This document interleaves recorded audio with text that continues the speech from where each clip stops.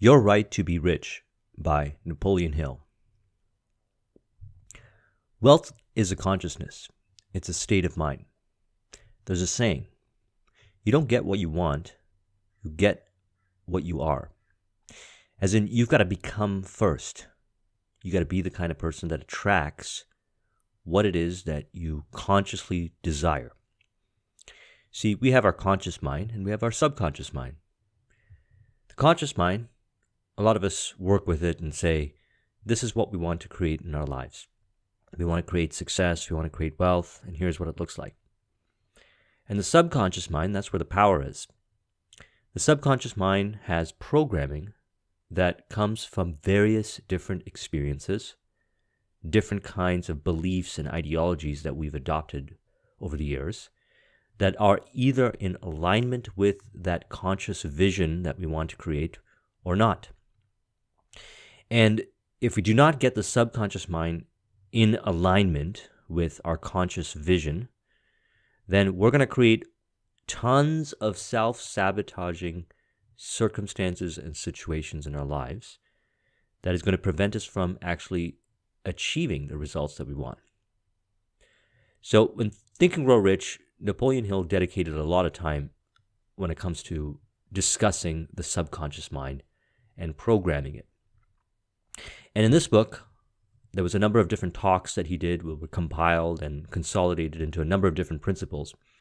And what I want to focus on is programming the subconscious mind with certain kinds of information that is going to empower you to achieve your goals.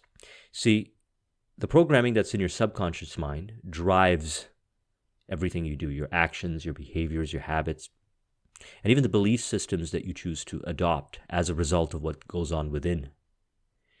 And one of the things we have to realize is that the journey towards getting wealth or creating results in any area of your life requires some introspection, requires some awareness, requires some realization that perhaps the situations, the circumstances, the environments, the way you think, the way you go about doing things is not in alignment with what you're looking to achieve. And what you want to do is you want to get in alignment with what you want to achieve. As mentioned, you get what you are, not what you consciously say what you want, but who you are. And when we get into things like affirmation and what to say when you talk to yourself and a lot of different things in the personal development movement, what we're really doing is we're going into reprogramming the subconscious mind. Now, you'll know about this if you get into studying the various different kinds of transformational seminars and programs that are available. What they really do to make the system effective in creating results is they go in and rewrite meanings and stories, and they transform a person's worldview by going into their subconscious mind and creating new beliefs and meanings and so forth. Now, when a person's reality starts to shift, when their paradigm starts to shift or has shifted into a perspective that is in alignment with their goal, now what they'll find is that they will be automatically doing the things that will lead them towards a goal, towards a worthy ideal. There are individuals that wake up every day in entrepreneurship, for example, and do optimal behaviors and produce the results. There isn't a lot of stress, there isn't a lot of friction. They just go about doing their things and they produce results. And then on the flip side, you've got other entrepreneurs, usually starting out, that are going up against a lot of resistance. They have resistance to selling, resistance to money, resistance to doing all kinds of efficient behaviors that are actually going to contribute towards their success. That's because what they're really up against is the programming in their subconscious mind. And with practice and discipline and repetition of doing the optimal behaviors, as well as, ideally incorporating some of these subconscious mind-related reprogramming training in books and seminars and so forth, they're going to find that something will switch inside of them, and they're going to start to navigate with ease towards their goals. Now, I say all this from my own personal experience. And what I realized, and one of the main reasons why I keep making these videos and I discuss the various topics over and over again from multiple different perspectives, is that by repeatedly submersing ourselves in empowering information, we begin to reprogram our subconscious mind. we start to align it with our vision, our goal, success, which is probably very different than where you are right now.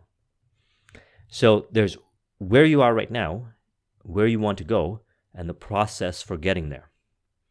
And a large part of the process is not the steps you follow, but the reconditioning and retraining of the programming, belief systems, ideologies, and the way you go about looking at reality that is buried deep within your subconscious mind.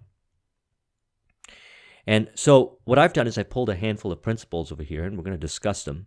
Different elements that are designed to help you reprogram your subconscious mind using the teachings of Napoleon Hill in this book. And it's geared towards you creating financial success for wealth. However, it's also applicable for just about any other area of your life because these principles are universal as discussed in Think and Grow Rich. Principle number 1, definiteness of purpose. So there's a number of premises that were covered in this section, and I want to discuss them, and each one of them are very important. Number 1, a plan for action. You must have a purpose. You have to have a plan, and you have to start putting that plan into action. It's not too important that your plan be sound, because if you find that you've adopted a plan that's not sound or working, you can always change your plan. You can always modify your plan. But it's very important that you be definite about it. What is it that you're going after and your purpose for getting it? That must be very definite. Now, why is this important?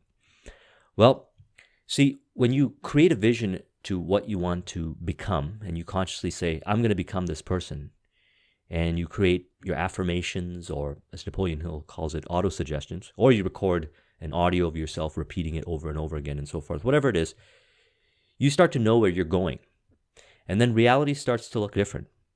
You start to realize that everything about reality is revealing to you whether you are on track towards your goal or not.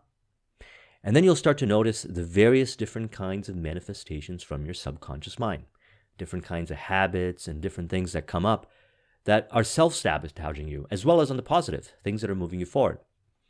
And with the things that are self-sabotaging you, that were preventing you from moving forward, you begin to rewrite the meaning, you change, make changes around, and you transform, and those different elements in your subconscious mind start to change. And as a result, your actions, your behaviors start to change.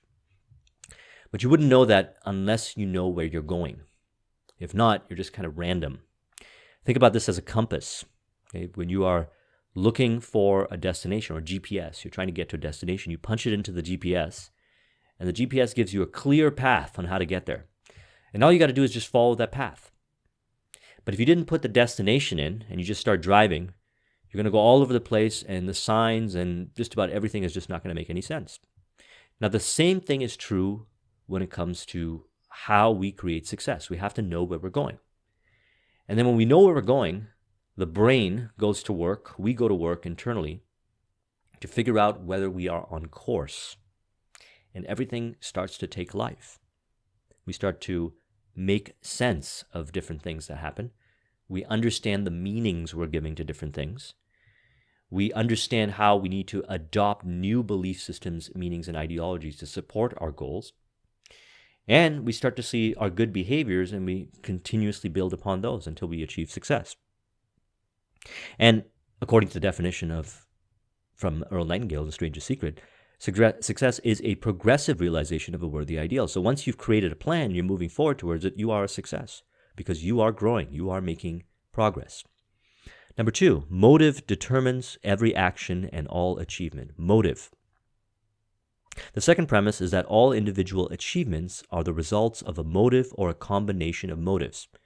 I want to impress upon you that you have no right to ask anybody to do anything at any time. Without what? Without giving that person adequate motive. So this is as true when it comes to working with people as much as it is working with ourselves. This is all about knowing why. Now, I did a whole video on Start With Why by Simon Sinek. If you haven't watched it, I recommend doing so. If you don't know why you're doing something, how are you able to create that burning desire? When you have a vision and you say, I want to create this success in my life, I aspire to make $20,000 or $30,000 a month. What's the reason why you're doing it? Can you visualize yourself, and can you get really excited about the potential life that you'll be living? Will you be traveling? Will you have certain kinds of experiences? Will you be doing things that are considerably different than yours? And are you motivated by that? Are you driven by that? It's that visioning, creating the vision in your mind, and then emotionalizing that begins to reprogram the subconscious mind and orients you towards that direction. Those are motives.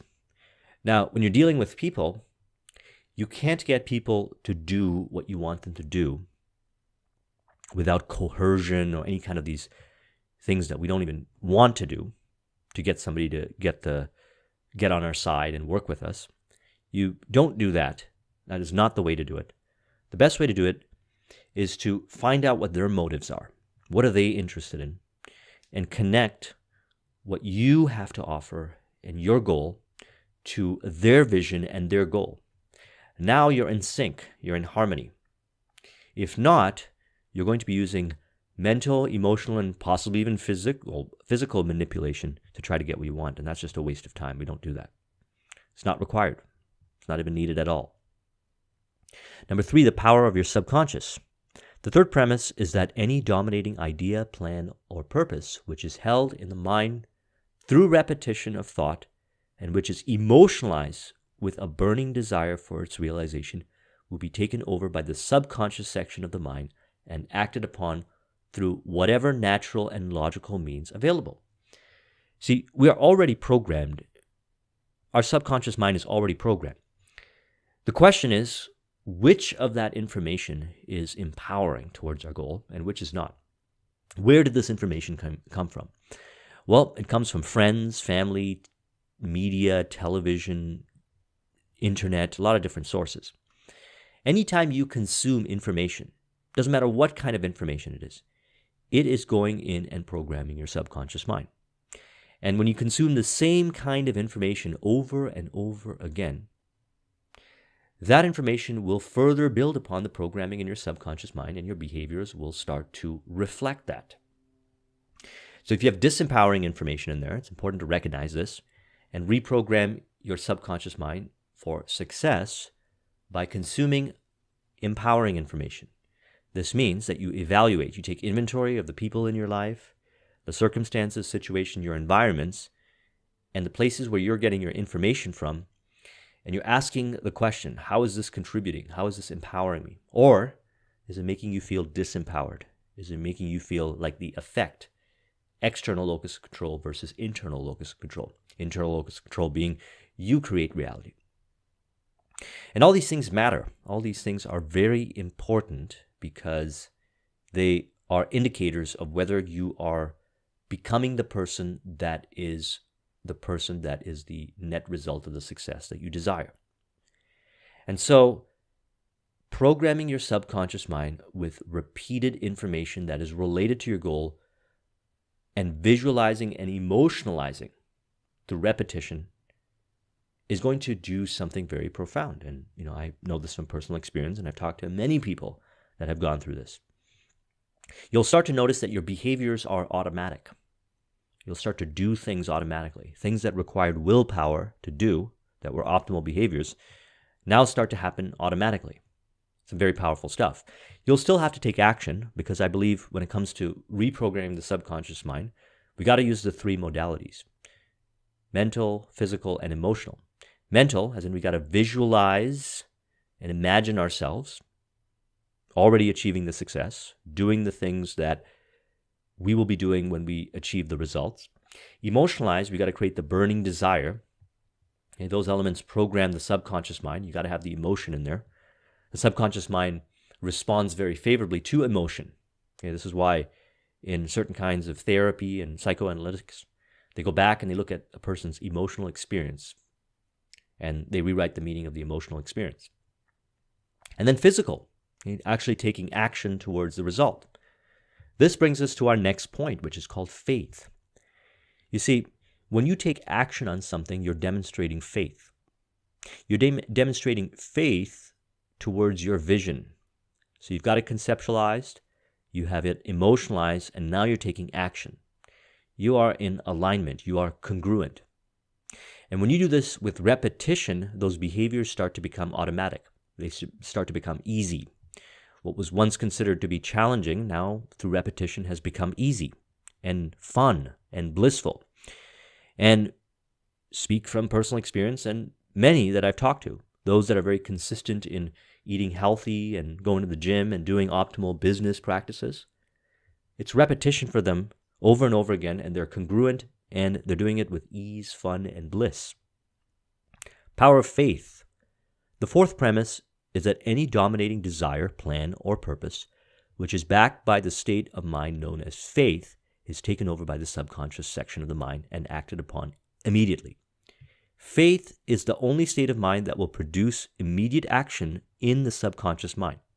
By faith, I'm not talking about mere reference to wishing or hoping or mildly believing or any of those things. I'm making reference to a state of mind wherever there it is that you're going to do, you see it already in a finished act before you even begin it. Every action you take towards your goal, we got to ask ourselves, are we full stepping it or are you half stepping it? And what I mean by that is your thoughts, your emotions, and your physical, are they all aligned when you're taking that action? Okay, when you're moving forward, do you feel the congruence within yourself? If you don't feel the congruence, then you're not doing it with faith. You haven't cultivated faith. Now, faith is an interesting discussion because I believe that with faith, practice, you can cultivate it. The last video I did, I recommend you watch it, is Magic of Faith by Joseph Murphy. You'll learn more about cultivating faith in there. But the key is this. We got to have congruence. Okay, so when we think something, and when we say something, and when we do it, we practice congruence. Always be the kind of person who, when you say something, you get excited about it, and you do it. That's how you cultivate faith. If you're the kind of person that says stuff but never sees it through completion, you are not practicing faith. You don't actually believe in what you're talking about. You are lowering your self-esteem in the process. Your self-confidence goes down. And this process is not going to work for you. Now, here's the power. If you're congruent and your thoughts, your words, and your actions are in alignment, you're practicing faith and you're programming the subconscious mind. It's going to be easier for you to program your subconscious mind. And again, why would you want to program your subconscious mind? Well, by programming your subconscious mind, your behaviors are automatic. Think of individuals who come from a certain walk of life and they're exposed to certain kinds of, maybe religious organizations or certain kinds of organizations, and all of a sudden they're acting totally different. Their subconscious mind has been programmed by the process, perhaps an indoctrination process or whatever, and now all of a sudden they're different people. That's the power of the subconscious mind right there. This is an enormous amount of power. If we know where we're going, we can program ourselves with the information to get there. This is what I've done in my own life, and this is why it's important that we really pay attention and value this information here. Premise number 5, the power of thought. The fifth premise is the power of thought, the only thing which any human being has complete and unquestionable means of control. This is so outstanding that it connotes a close relationship between the mind of man and infinite intelligence. So the only thing you have control over is how you believe a situation to be. You can give whatever meaning you want. You don't have to listen to the meaning that everyone else gives a situation. You can create your own meaning. Now, if you're programmed to pay attention to everyone else, or you've had past situations where you give certain meaning to certain situations, then by all means you're going to end up defaulting because that's programmed in your subconscious mind. But you can always question the meaning. You can exercise that. You can train yourself to question every meaning you give to every situation and ask yourself, is it an empowering meaning or a disempowering meaning? You always got to ask yourself, where are your thoughts coming from? Are these empowering thoughts? Are you listening to yourself? Do you have a connection within to infinite intelligence? Are you, as Steve Jobs mentioned, listening to your own inner voice, your intuition, or letting the noise of other people's opinions drown out your own inner voice? What is it that you're doing? So you have control over that. And when you know how this works, you're going to start questioning every thought that comes your way. People will share stuff with you, and if it doesn't resonate with you, you don't have to believe it. Have the self-confidence to really apply some critical thinking and check within yourself with your feelings and so forth. Apply both critical thinking and your intuition to really determine if it's something that is going to move you forward or not. And if it's not, you don't have to believe it. See, you control your thoughts. The discussion we did on Man's Search for Meaning by Viktor Frankl shows an amazing, powerful situation, scenario of unimaginable magnitude where human beings were able to control their thoughts. In situations where it would seem to most people as an impossibility, they were able to do it. So chances are most of us are not in those kind of situations, and therefore, we have a lot of control as to how we look at a situation. One of my favorite sayings, when you change the way you look at things, the things you look at change, and you have control of your thoughts. Now, it's important to pay attention to your self-talk, the thoughts you have about different experiences in your life, because this is revealing to you the programming that's in your subconscious mind that may not have been put in there, most likely not intentionally, especially if it's disempowering. And if you've got some of that disempowering beliefs or thoughts that are in your subconscious mind that tend to bubble up whenever you think about another person or a situation or success or whatever, know that you can rewrite that meaning. You can rewrite that through repetition of affirmative thoughts and surrounding yourself with supporting information. Soon you'll start to believe the supporting information, the empowering information, and you'll have control of your thoughts. Premise number 6, subconscious link to infinite intelligence. The subconscious section of the mind is the only doorway of individual approach to infinite intelligence, and it is capable of influence by the individual through this means described in the subject of this lesson. The basic approach is faith based upon definiteness of purpose. This one sentence gives you the key to this premise. Faith based upon definiteness of purpose.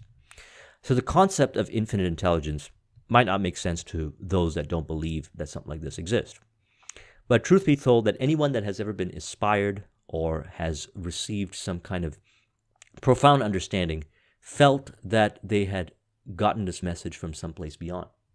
Now, the only way to really understand how this works is to be in faith, to really have the congruence, knowing that you can create something that is in your vision. When you get a vision, when you have faith that you can create that and you conduct and you carry yourself from that place, you'll start to tap into all kinds of interesting information.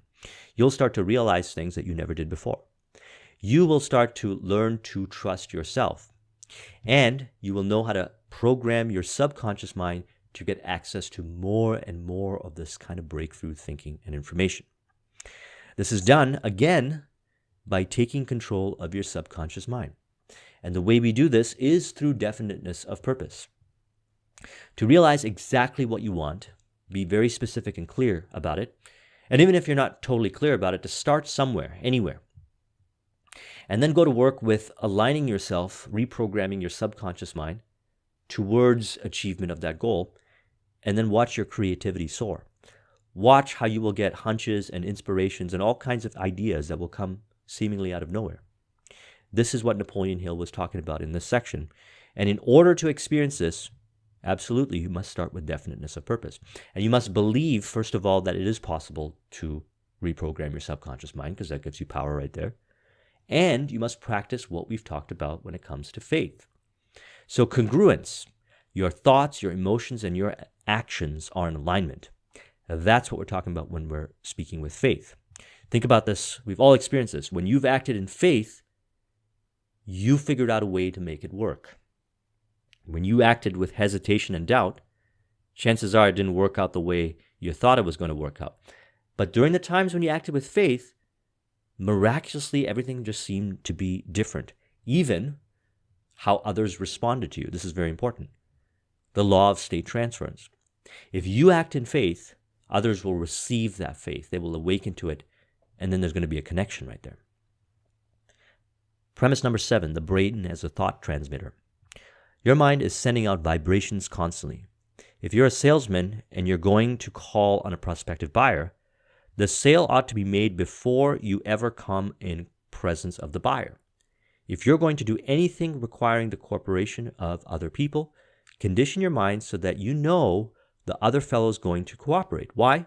Because the plan that you're going to offer is so fair, honest, and beneficial to him that he can't refuse it. See, when you come from a place of integrity, honesty, and providing good service, this stuff is right all going to support you through and through. Because inherently, we're good people. Deep down inside, all people are good. People start to do manipulative things and hurt other people because they think that's the only way to get results. If you believe that, then perish the thoughts, because you can achieve success with peace of mind by being fair, honest, and benefiting other human beings. Anyone who has ever created long-term sustainable success has done this, and they were able to do this with peace of mind. Okay, they didn't have to worry about who's going to come back and get them, and all paranoia and all these kinds of things, which will eventually eat the person up from the inside out and destroy the subconscious mind, resulting in all kinds of mental issues and all kinds of things that will manifest in a person's life when they contribute to doing things unethically, when they do things in a dishonest way. So if you are fair, you're honest, and you're looking to actively benefit the lives of people, and your product or service improves the lives of others, then there's no reason why you should not act in faith. A congruence when you're reaching out to people, mentally, emotionally, and physically, realizing that it's a benefit to them to sell them on the product or service. That is a noble thing to do. They are going to win. They're going to pay you. They're going to win. You're going to win.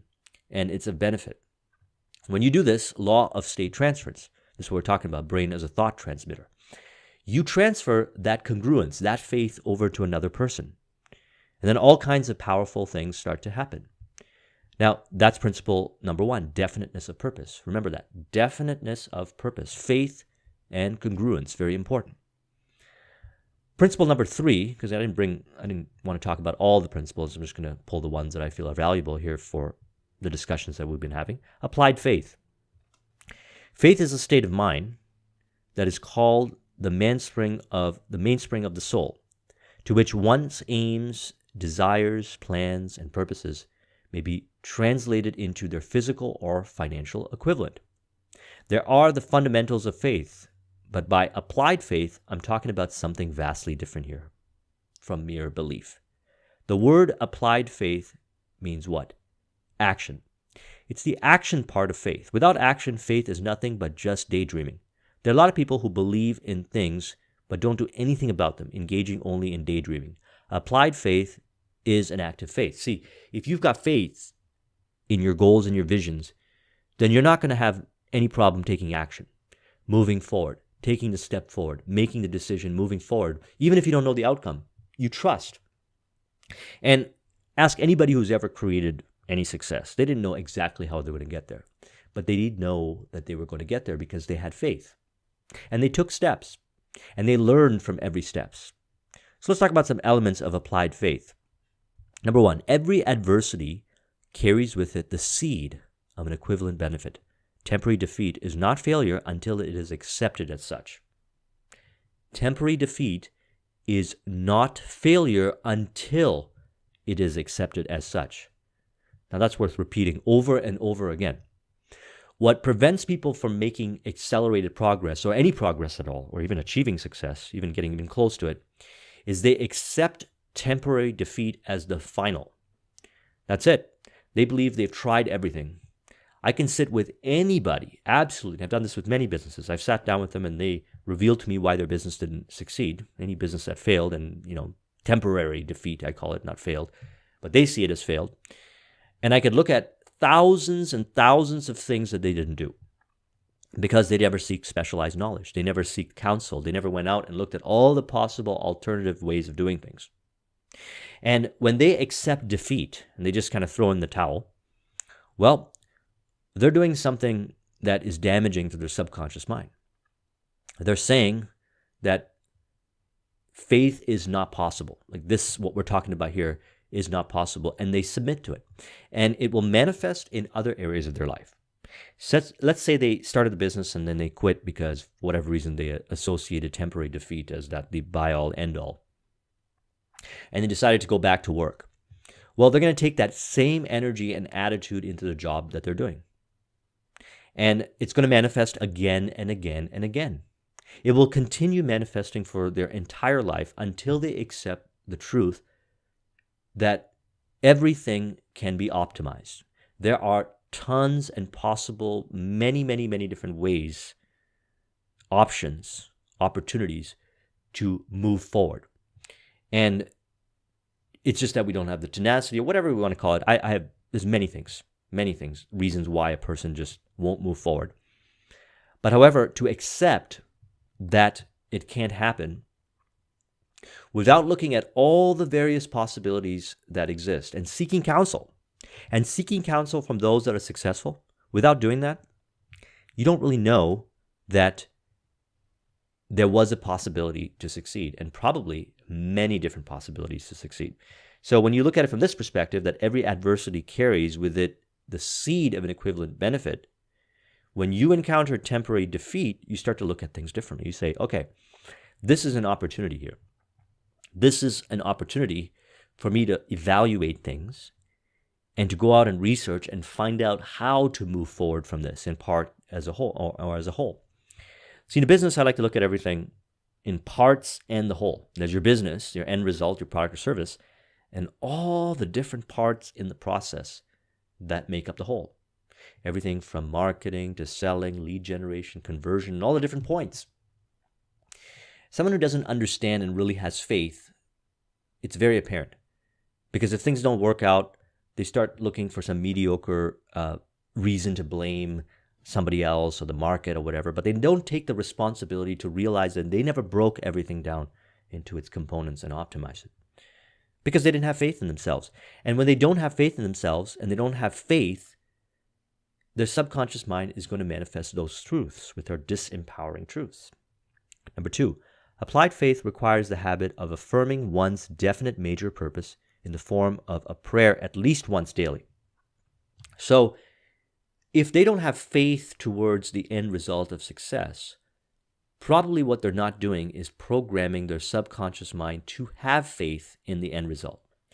Through repetition and consuming the information that leads to generating more and more faith towards the end results, when they get to a point where they experience temporary defeat, they start to look at things differently. They will not accept the temporary defeat. They will move forward. Number 3, recognition of the existence of an infinite intelligence that gives order to the vast entire universe. Everything is connected. Everyone is connected. All beings and everything is connected. And we all share information, and this information always existed and always will exist. And we draw upon it, creative solutions, ideas, and so forth from various different places. The key is, do we really believe that this is so? If you believe that there is a source of information that will keep giving you ideas, optimization, will draw people to you, then you open up the possibility for that to happen. And then you realize that anything you do in faith taps you into this infinite intelligence.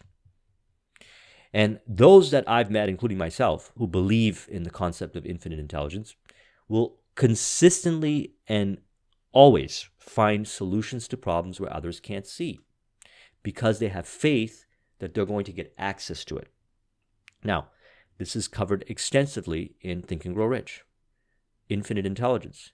Your ability to connect to it means that you apply all the principles and you go about your day-to-day work with faith, programming your subconscious mind with the affirmations in whatever shape or form repeatedly, and you make optimizations daily, taking action, active faith as we discussed, knowing that when you come across temporary defeat or adversity, you are going to move forward. The belief that everything you're doing is going to allow you to move forward past that, you're going to get the idea. Now, this takes an enormous amount of self-confidence. When we're talking about faith, we're talking about faith in the unknown. Most people do not have the ability to generate faith in the unknown. They don't have the confidence to generate faith in the unknown.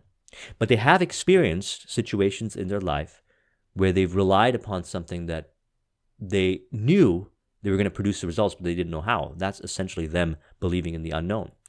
Now, when you practice this more often, it becomes very obvious to you, very obvious.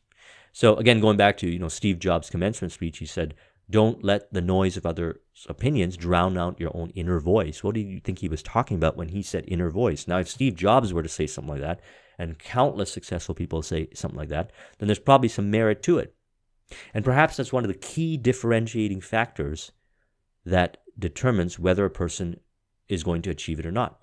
Their ability to tap into infinite intelligence to be able to draw the various solutions, problems, and different elements into their reality to overcome the temporary defeat or whatever it is that is holding them back from moving forward.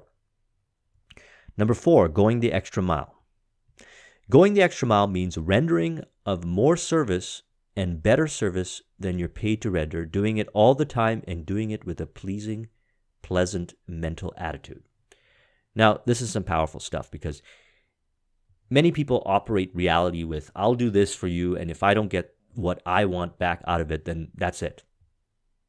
And as a result, you can only look at their reality and see that they don't really have much. They don't get a lot of things because that's not how it works. What you put out always comes back to you. Okay, law of compensation and law of increasing returns. We'll talk about that in a moment. And we might think in earlier stages of the journey that we're doing enough. The truth is you're always getting back what you put out. And if you don't believe this to be true, you only do some research and then you'll start to see how this is true. Ask different people, realize from your own self. You might be thinking that what value is to you is value to the other person, but that's just delusional. Value is to the other person what value is to them. And our goal is to create value based on what's valuable for them. And the more value we can give them for them, the more returns we're going to get from the most unexpected sources. It may show up from those individuals, it may show up from other individuals. But the goal is this, is to always be going the extra mile no matter what. Be the first person to say good morning. Be the first person to say something positive. When you're doing work, do more than what you're paid for. Give more. Do it with a pleasant, pleasing mental attitude. And what you'll notice is the rewards will start coming up. The opportunities will show up. People will start to notice this, and you will start to create more results. And the results are going to come in proportion to how much extra you're going to do. See, that's the premise of entrepreneurship. Because in entrepreneurship, no one is telling you to go out and start a business. For the most part, no one's going to say, hey, go out and start a business. When you go out and start your business, you're going the extra mile. You're taking an initiative of going out and creating some products and services that are valuable for the marketplace. You're already going the extra mile. Then when you go out there and you research the market and you connect with people and so forth, and you start to figure out what's valuable for them and you go and create it, you're going further the extra mile. And provided that what you're selling, your product or service, is valuable for them, people will start buying. And the more value you create, the more people will buy. And now all of a sudden you've gone ahead and created a very thriving business. You've gone the extra mile because where others needed permission, you didn't wait for permission. You just went the extra mile. You took the step forward. And you don't have to be an entrepreneur to do this. You could do this with your career. And notice this. Let's say you're in an organization, you're working and you're going the extra mile and it's not being received, and you are concretely keep amping up the extra mile. Something interesting will happen. You're going to get another opportunity. Someone else will show up and give you another job. You're going to get another idea. And if you're not receiving the rewards over there, you're going to go into another place and you're going to receive the rewards there and plus that what you had invested in the first company. It's called the law of compensation. So what is it? It doesn't always come back from the source in which you rendered the service. See, this is an interesting world we live in. Whatever you put out comes back to you. See, this entire world, it's your internal reality being projected on your external. And whatever you put out comes back to you because that's how it is. If you dislike somebody, you just need to evaluate why is it you dislike that person, and you'll realize you're doing that same thing. It's true with everything. This is a mirror. And thus, whatever you put out will come back to you. It doesn't always come back from the source in which you rendered the service. Don't be afraid to render the service to a greedy buyer or a greedy employer. It makes no difference to whom you render the service. If you render it in good faith and in good spirit and keep doing it as a matter of habit, it's equally impossible for you not to be compensated as it is to be compensated. Therefore, you don't have to be careful about the person to whom you render it. In fact, apply this principle with everybody, no matter who it is, strangers, acquaintances, businesses, associates, and relatives also. Now, in Power versus Force and Letting Go by David Hawkins, I refer to this a lot. You've got all levels of consciousness. And in the higher states of consciousness, you've got unconditional love and acceptance. You see, when you operate from a place of unconditional love and acceptance, you're giving. You're giving a lot of value, and value comes back to you. You won't find yourself in front of the people that take advantage of you.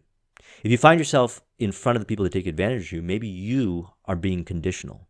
Okay, just question that. Maybe you are being conditional. And by being conditional, you're being taught the value and importance of being unconditional. If you want to get to a high level of success, the goal is to be unconditional. Now, this doesn't mean you're going to get taken advantage of because, as mentioned, you're going to find yourself in front of the right people. It's going to be very apparent to you when you are being giving and unconditional and from a place of abundance and from a place of acceptance when people are not being like that. And you're just going to choose not to go there. Law of increasing returns. The law of increasing returns means that you will get more than you give out, whether it's good or bad, whether it's positive or negative. That's the way the law of nature works. Whatever you give out, whatever you do for another person, or whatever you give out from yourself comes back to you greatly multiplied in kind. No exception whatsoever.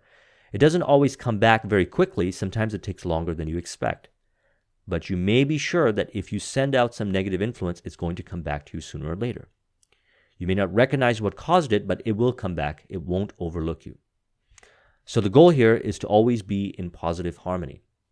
And the way we do this is by going the extra mile. If someone's being disrespectful towards you, you don't need to be disrespectful back. You can ask yourself, why are you in that situation? And you can make choices accordingly. But surround yourself with people who you can abundantly give value to and enjoy giving value to because you want to. And if you're excessively disrespected by people, just don't be around those people. But right now you might only be around people that, given your current circumstance, where maybe some are good and some are not so good. Continue to practice going the extra mile in every shape and form, and then you're going to find yourself eventually not in that situation. That's how this stuff works. Why does it work? Because what we're talking about is faith here, okay? And we're not just having blind faith. We're having faith in our definiteness of purpose. Again, you got to have definiteness of purpose for all this stuff to work. You got to know where you're going. Otherwise, things are just going to seem random, and you're just not going to know what this stuff that it is that I'm talking about, or what's covered in this book, or what the meanings are of the various experiences you have. And then you act in faith and congruence, knowing that's going to come back to you. That includes going the extra mile. Why? Because if you want to create wealth, and this book is Your Right to Be Rich, you have the right to be rich, and you have control of being rich and wealthy. It requires doing more than others will do. You do not get rich by doing less. You do more. Now, some might work less, such as in the concept of 4-hour work week, but because they've figured out ways of optimizing their business systems and so forth to put out the value with less input, it still remains so. Going the extra mile means greater output. You can come up with creative ways of creating greater output and value without having to do long, arduous, hard work. It's all about the value you create. It's not about how much time and energy you put into it. It's more about the value you create. Once you get better at this, you'll be able to reduce the amount of energy and time you put into something, and you'll get greater returns. This is not because you're slacking off, but rather because what you're putting out is still of high value, if not multiples of high value, as a result of efficient systems. Number 5, pleasing personality. Pleasing personality. The first trait of a pleasing personality always is a positive mental attitude, because nobody wants to be around a person who's negative. No matter what other traits you may have, if you don't have a positive mental attitude, you're not going to be considered to have a pleasing personality. So this is why it's important to ensure that we are programming our subconscious mind with positive information. We're surrounding ourselves with positive people, circumstances, situations, information, and so forth, because what you program in your subconscious mind is going to be reflected in the way you communicate. If you're surrounded by positivity, it's not hard to be positive. You will be positive in situations around people who may seem a little negative, but they're going to look up to you and admire you because you always look at the positivity. And then they're going to want to do business with you. They're going to want to hang out with you because you make them feel good. Nobody likes hanging around with people that make them feel bad. The next trait is flexibility, which is the ability to bend and adjust to varying circumstances of life without going down under them. A lot of people in this world are too stuck in their habits and they're very rigid and in their mental attitude, and they cannot adjust to anything that's unpleasant or anything they don't agree with. Okay, so flexibility means that you don't have to accept another person's viewpoint as your own. Just seek to understand. Okay, just listen to people and know where they're coming from, because when you do that, you can understand how to work with them in varying scenarios. But it's more about the energy and how you carry yourself. Okay? You can tell when you're talking to somebody who's very rigid and they're trying to corner you into having a discussion in a certain linear pathway, and it's very unpleasant. And if you're doing that, people are feeling unpleasant. Now, if you're flexible, it's actually a sign of high level of confidence because you're accepting. You have faith that you're going to create everything you want, and you realize that everything in your environment is teaching you about yourself. And you got flexibility because you can learn a thing or two from them, and it's not going to sway you off course. And your pleasing personality is more likely to engage a partnership or a deal with that person that may lead to an opportunity, whereas others who bring their rigidity will scare off that deal. So you don't have to deal with someone who's 100% perfect all the time. Everybody's got areas in their life that they're continuously improving on. But if you've got flexibility and a positive personality, positive mental attitude, you open up more doors. And then you can find people and you can understand how to deal with them so you can make the objective happen, the end result, whatever it is, while working with the parts of them that are in harmony with you. Number 3, a pleasing tone of voice is an important thing that you can experiment with. Okay, pleasing tone of voice. A lot of people have harsh tones. They have nasal tones or something in their tone of voice that irritates other people. A monotonous speaker, for instance, who does not have personal magnetism and does not know how to fine-tune and pitch the tone of his voice will never get his audience in a million years. So this is being able to communicate in a way where people listen to you. And I like to take this a step further. I don't like to communicate to sound nice. I like to communicate in a way that creates behavioral change, as in it inspires the listener to take an action. And I learned this from selling, and I learned this from just marketing in general, that you don't communicate unless there is a influencing of a decision that's win-win and is going to result to an outcome. You never can communicate because you want to sound nice and so forth. So I don't go there. A keen sense of humor, it's another one, means you have a good disposition.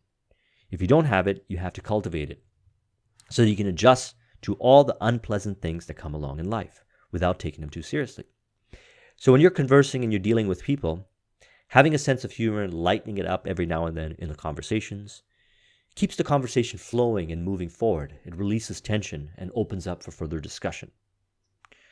Next, nobody likes a person who is obviously insincere in what he does, who's trying to be something that he's not, who's saying something he doesn't represent his inner thoughts.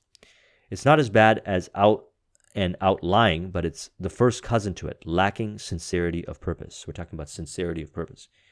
Being sincere, being real, being honest, and being who you are. Now, when we talk about being who you are, understand something. You're constantly going to be improving. You're constantly going to be growing, and you're going to get more and more success. The goal here is to keep it real. Do not be insincere and fake, because if you are going to be like that, people can pick up on that. And they're probably not going to tell you that they're picking up on it, but they're going to know. And they're not going to want to do that deep of a deal with you. They'll probably deal with you in a surface level, but they sense your insincerity, and it's not going to help you.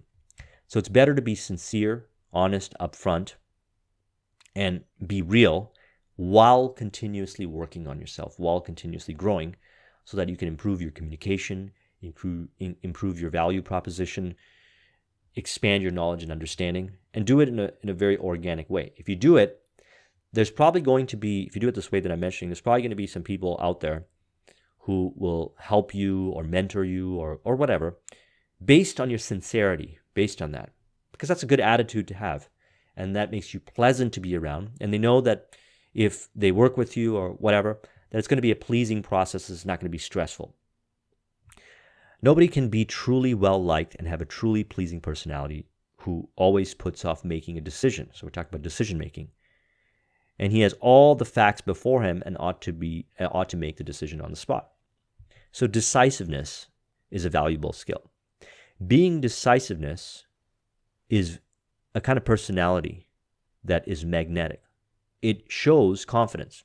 You don't have to make the perfect decision, but if you know where you're going, and we know where we're going when we got definiteness of purpose, it's easier to make decisions.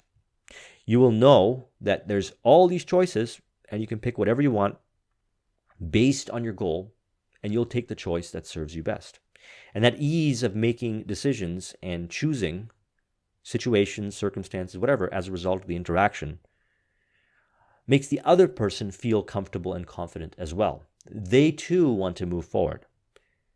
Everybody enjoys, in the context of wealth creation and business and so forth and entrepreneurship, being around people who are decisive and know where they're going. They open up the channels and they move things forward. Things don't remain stagnant. Conversations with them are organized, are to the point.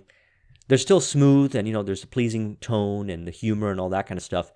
However, we're still moving forward. And everything is still moving forward. I don't know of anything as wonderful as having true humility of heart. So now we're talking about humility. And by the way, these are some of the points that I pulled out of the various points that he shared on pleasing personality. I recommend reading the book if you want to learn about the other points. I don't know of anything as wonderful as having true humility of the heart. So we're talking about humility here. There are times where I do have to criticize people, even some of the people I'm working with. If it is necessary for me to express disapproval or anything anyone does, I silently say to myself, so they don't hear it, God pity us all. I know that, but for the grace of God, I'd be the man that I'd be criticizing. Maybe I've done things 10 times as bad as the thing I'm criticizing him for. In other words, I try to maintain the sense of humility in my heart. Regardless of what happens to me, that's unpleasant, and regardless of how successful I am, I observe this feeling of humility of my heart. So no matter where you rise up to in wealth and success, it's important to always maintain a level of humility. And if you don't do that, then all of a sudden the people that you acquired that helped you on your journey, or the abundance of more people that you're going to connect with and they're going to grow with you, are going to show up, are not going to resonate with you, because now all of a sudden you've let success get to your head and you think you're better than everyone else. And the truth is that nobody's better than anyone else. We're just all working together in various shapes and forms. And everybody's role and everything they do is important, and we all need to work together. In fact, if it wasn't for people working together in the backgrounds, or from your obvious knowing that people are working together, you wouldn't achieve the success you want. We're all working together, and that's what we're talking about when we say humility. Humility is presented in the person's energy, in their body language, in their voice tonality, and when they're interacting with people. Okay, so really, really successful people who have a high level of success, who have humility, and thus don't have a ceiling to how high they can go, are kind to everyone. Okay, not just when they're talking to you, they're kind to the waitress, they're kind to everywhere. Everywhere they go, they're just kind, because they see the world, which is how it is, as a reflection of who they are. And if the world is a reflection of who they are, they're not going to treat the world badly. This is how, again, we practice the process and discipline of going the extra mile. See, all these things are very integrated, and there's many different elements in the principles, but they're all integrated, which lead to creating the success in wealth. Now let's talk about positive mental attitude. Nothing constructive and worthy of a man's effort ever has been or ever will be achieved except that which comes from a positive mental attitude based on definiteness of purpose, activated by a burning desire and intensified until the burning desire is elevated to the plane of applied faith. Why? Because when you've got faith, then you've got congruence. Your thoughts, your emotions, and your actions are in alignment. And when you start operating that way, from that place of definite enough purpose, and you know where you're going to start to automatically manifest positive thinking and positive behaviors, because your emotions, you're excited, and you're more likely to gravitate towards positivity that's moving you forward towards your goal. Let's talk about some obstacles to positive thinking. The tendency of negative self to maneuver for power over you. The tendency of the negative self to maneuver for power over you. In other words, negative self-talk, or any kinds of limiting beliefs and ideologies that pop up that we continue to harvest and cultivate on this journey. Accumulated fears, doubts, and self-imposed limitations. Again, we got to rewrite these. These are all indicators on our journey towards achieving the result that we've got to be aware of and rewrite the meaning of with empowering ideas, moving towards fear and overcoming fears and so forth. Negative influences, especially negative people. As I was saying, you are the sum of the 5 that you associate with. It's very important to recognize who you are associating with because you're taking in that energy. And you don't have to look down upon people and hate people. You got to realize that everybody is in different stages and they want different things in life. What we're interested in is producing results, and we do it from a place of acceptance. Okay, we accept that people see the reality the way they do. It doesn't mean we buy into their reality. We just make choices accordingly. Intolerance and lack of open mind, because again, this goes back to the previous point. We've got to keep an open mind to other people's viewpoints and how they see reality. That's a lot of information and a lot of learning that we can gather from someone that doesn't see reality the way they do, the way that we do. And having an open mind and seeing things from their perspective actually helps us move forward towards your goal. See, when you got a definiteness of purpose, you start to see how everything in reality is either contributing towards your goal or not. And more things actually you realize that contribute towards your goal when you keep an open mind. Greed for more material possessions than you need. So this is where you get into the space of when you're achieving success and you get greedy and you want to take away from people so that you can have more. Like literally lie, cheat, steal, take advantage of people. Okay, that's greed. And what you're doing is you're reinforcing scarcity in your subconscious mind by the very act of doing that. And when you reinforce scarcity, it will manifest in some shape or form. Paranoia, all kinds of different things will happen. Because what you put out comes back to you. Lack of a definite major purpose. Okay, so drifting. Talks about this in Outwitting the Devil. If you haven't read that book, I put a link in the description. I did a discussion on it. We got to know where we're going. Definite major purpose. And every point in our life, we can change our purpose around, but we got to be moving in some direction. Otherwise, we're drifting. And when you're drifting, you're more likely to engage in negative thinking. Lack of definite philosophy by which to live and guide your life. If you haven't read Principles by Ray Dalio, I recommend reading it. I did a discussion on that. I'll put a link in the description. You got to have principles and a philosophy in life. I mean, if you adopt the philosophy in Think and Grow Rich and all the principles in there, then you're set for achieving success. You don't have to make this very complicated. There are some basics and fundamentals. For me, when I do anything, I always have to ask myself, is this something that I'm going to have fun and enjoy doing? Number 2, is it going to lead to my goals and success? And number 3, does it contribute towards a bigger person, evolution, and infinite intelligence and the service of others? And this is true for friends, for business deals, for everything that I do, because you can always see the connect, how it connects to these 3 things. I mean, that's one of my philosophies. And within my philosophy, I've got a number of different philosophies that are true to me. A lot of them I've shared on this channel. Once you have a philosophy that's win-win, it's not scarcity-based, it's abundance-based, you can create beliefs and ideologies knowing that it'll always come from a good place, that it'll be service to yourself in fair business dealing and service to others. And you'll always operate from a place of win-win, as Stephen R. Covey puts it in 7 Habits. Principle 10, controlled attention. So now that you know what your definite purpose is, or you're in the process of creating and cultivating it, you understand about faith and how everything is teaching you about how you're moving forward towards your goal or not. It's important to put your attention and concentrate your attention on creating the success in your life, ensuring that you're not being distracted or drifting. I've never known a successful person in the upper brackets of success, no matter what they're calling, that hadn't had to acquire great potential powers of concentration in order to achieve their success.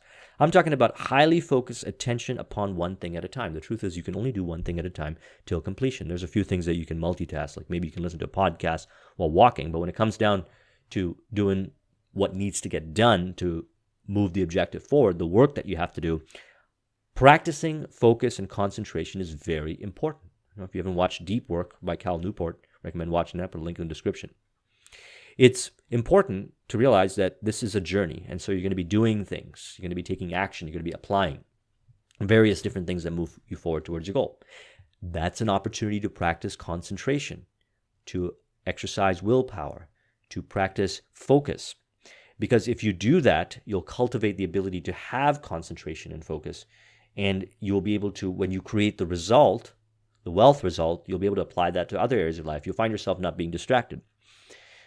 I'm very blessed that I had learned this from an early stage in life, and I'm at the point right now where I have a probably an insane amount of focus. When I'm interested in something and I'm focused, nothing will take my attention off it. It's like a lockjaw. It's on there and it's going to stay on there. I cultivated it. I used to be very distracted. So with practice and repetition of exercising focus, one thing at a time, and using techniques like the Pomodoro method, I did a video on it a long time ago. I'll put a link on the Pomodoro method and how it works. When you've learned to concentrate on one thing at a time, you have learned to key yourself up to see yourself already in possession of that thing you're concentrating on. So when you're focusing on your goal and you're doing your affirmations and you're concentrating on your vision, and as a result, different behaviors and actions manifest and you start doing things, concentrating on those actions is a form of faith. Doing them is a form of faith. And it is an indicator that you believe you are already in possession of that thing you're acquiring, because that's how it works. The subconscious mind doesn't know the difference. When your subconscious mind sees that you're doing things that are in alignment with the vision, you come up with even more supporting evidence, information. You draw more things into your reality that match.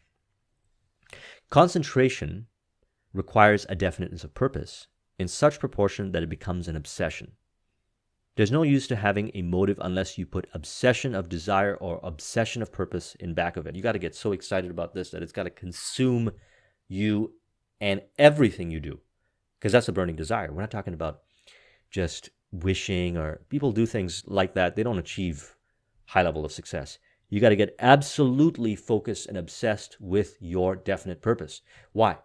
Because doing it is the most considerate and valuable thing you could do for others. Because our definite purpose is including serving others. The results, building a business, creating wealth, you serve others through the products and services and the service you rendered in the process. And so it's important to do it. It's important to be obsessed about being in service to others, and in the process, winning and benefiting for yourself, wealth and success. And what's more important than that? What's the difference between an ordinary purpose or desire and an obsessional desire? The word intensity is fitting here. In other words, to wish or hope for a thing isn't enough to cause anything to happen. However, if you put a burning desire or obsession desired in the back of a thing, why it moves you into action, attracts you to others, and attracts you to all that you need in order to fulfill that desire. Self-discipline is the watchman that keeps action moving in the right direction. Even when the going is difficult, that's when you need self-discipline. The most when you meet the opposition, or when the conditions and circumstances that you got cut through are difficult. You've got to cut through are difficult. Self-discipline. Every now and then you might catch yourself swaying off course. You got to catch yourself right then and there and go back towards your definite purpose. And when you do this with repetition, you become better at it. Accurate thinking, this is also important, prevents daydreaming and focuses on the creation of plans. Do you know that most of the so-called thinking is nothing but daydreaming or hoping or wishing? That's what it is. There are a lot of people in this world who spend the vast majority of their time daydreaming, hoping, wishing, and thinking about things, but they never take any physical or concrete mental action carrying out their plans. They're not mapping their plans. They're not strategizing. They're not evaluating. They're not focusing on their goals. They're not questioning how everything that they do and all the information that they're consuming is moving them forward towards the successful, worthwhile goal that benefits themselves and others. They're not questioning these things. And finally, cooperation, number 13, because the truth is this: you're going to be working with people. And so as a result of working with people, you're able to create success in your life. So there are two kinds of cooperation, one based upon force or coercion, and the other is based upon voluntary action and is driven by motive. So we're interested in the second. We're interested in being driven by motive and driving others through motive. So how do we do this? Number one is opportunity. The opportunity to get increased compensation and promotion is one of the most outstanding motives for gaining friendly cooperation. Whenever that motive has been put into use in any business, there's always a very beneficial and a very profitable return. So when you're dealing with people, we always have to make sure that we create situations where they're doing what they do that leads to increased compensation and promotion. They'll get more results. They'll be rewarded for what they're doing. And we're taking ownership and leadership to guide them towards that direction. We're interested in having them increase their compensation. Why? Because if you're a business owner and you have a good grasp of the financial aspects of your business and you know your numbers, then you know that somebody who puts out more value into the marketplace as a result of working for you brings in more income. It's concrete like that. And thus, they deserve to be rewarded with bonuses and compensation to match. It's like that. So the more we can get them to increase their value and their output and support them, the more value they will put out into the marketplace and the more money we'll receive, and we can compensate them a percentage of that money. It's earned. Number 2, recognition. So it's not just about compensation and promotion. What about recognition? Recognizing, valuing people, and appreciating them for the great and outstanding work they do. Being recognized for a personal initiative, a pleasing personality, or outstanding work is a strong motive to inspire cooperation. Give a person recognition when he does a great job and say so, and do something about it. Okay? Recognizing regularly. This keeps a person motivated and keeps them interested in dealing with you. They're not just doing it because people are complex. They're not just in it for the money. They're in it for things like well-being. They want to grow. They want to acquire new skills. They have hopes and dreams outside of working with you. And the recognition for all that they do that contributes to your vision, and the recognition of all that they're doing and helping them realize of how it's contributing to their vision, is going to pay off in dividends as far as relationship building in the long term. Motive number 3, personal interest and helplessness or helpfulness. Personal interest and helpfulness. A powerful motive for gaining friendly cooperation is to take an interest in the problems of people that you're associated with or working with and help them solve their problems. A lot of people say, my problems are mine, but the other fellow's problems are his. I'm not interested in that. You have the right to do that if you want to, but I can tell you that attitude won't be beneficial to you and it won't be profitable either. If you want to have a lot of friends and a lot of cooperation, you'll make it your business to look around and whatever you can start being of help to people. See, when you are working with people and they begin to reveal to you the various issues and situations happening in life, and you learn how to solve these problems, now you're building something even more powerful. You're building them up at deep levels, and that is going to result in them wanting to contribute even more. And so when we think, okay, well, that's their problem and this is what I'm doing, and you deal with these people every day and you don't look for ways to go in and resolve their problems, not by being intrusive, but actually learning how to become a better leader and developing yourself. And see, this is why all these things we're talking about, yeah, it takes focus, it takes discipline, and it takes the desire to want to grow holistically. However, when you're consumed with this kind of stuff, then you're not going to waste your time with other kinds of information that have nothing to do with contributing to your purpose. All this stuff, including dealing with people, cooperation, contributes to your vision. And the better you get at all these things, the faster you achieve success and the more likely you achieve success, and the more often you can replicate this over and over again. Motive number 4, friendly competition. You can create a system of friendly competition between departments and between individuals within the same department. In either case, the system is based on friendly cooperation. In a sales organization, for instance, you can have one group competing with other groups in the same organization. They'll all strive to do their very best in order to win. They'll do it because of good sportsmanship. Good sales managers often set up that kind of motive to inspire their salespeople to do better jobs. And number 5, future benefit. The hope of future benefits in the form of some yet unattained goal can often be obtained by mutual cooperation. Maybe there's something that you want to accomplish with a group of people, and it can only be accomplished by everyone pulling together in the same direction at the same time with the spirit in harmony. Perhaps if you own a business, selling the business and a big return on their investment when the business gets bought out, they get paid a lump sum and so forth. A lot of different ways of setting it up. But key things to keep into consideration when you are applying cooperation. So these were a handful of principles that I pulled out of this book, Your Right to Be Rich by Napoleon Hill, which are a series of talks that he did and consolidated into this book. And obviously, I'm going to recommend reading this book, and there's a lot more to it in the book.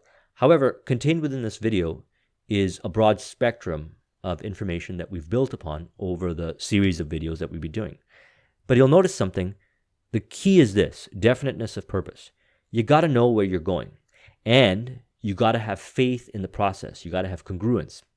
And in the process, you got to maintain that positive mental attitude. And that positive mental attitude is, or lack thereof, is revealed to you how you carry about your day-to-day activities and everything you do leading towards that goal. Because when you encounter something that is a disempowering belief or negative belief, you have the choice to rewrite that meaning. You could give it a positive meaning. And when you change that meaning and you believe that meaning and it becomes fact to you, when that thing shows up again, you're able to move forward. Temporary defeats, don't even consider them to be temporary defeats anymore when you adopt this philosophy. So, hope you enjoyed this video. Thank you very much for watching. If you want a copy of the mind map, the link is in the description. I will talk to you soon. Take care.